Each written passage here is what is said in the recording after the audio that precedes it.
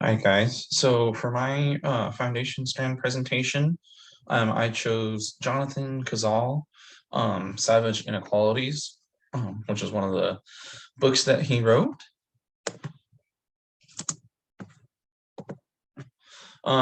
First slide I have here.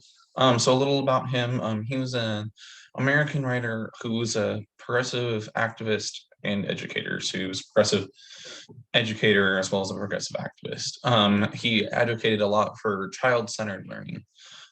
There was a couple of books that he wrote about the negative aspects of the American education system, which people wouldn't generally know about or even consider. He's actually still alive today. He's 85 and he just gave a lecture at a, I can't remember where it was. He gave a lecture about how like the racism that is still in the education system and how it prevents young Black students from their independence and creativity. So some of his ideas, he believed that institutional racism was the sole cause for the failure of young Black children in school. There wasn't any other cause for this.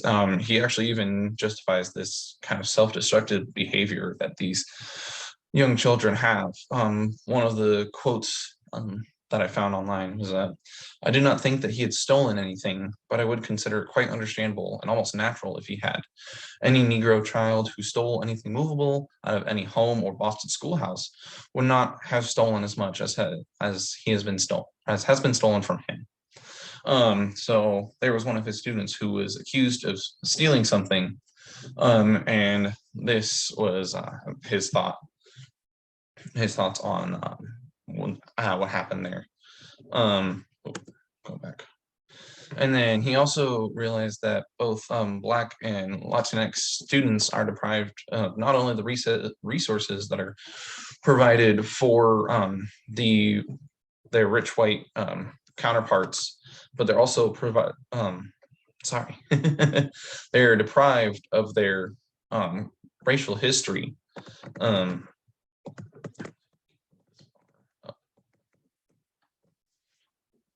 Because they don't have the kind of support that the rich white students have. So they're only provided the history from a white perspective and not from their own racist perspective. One of the books that he wrote that I looked into a little bit, it was called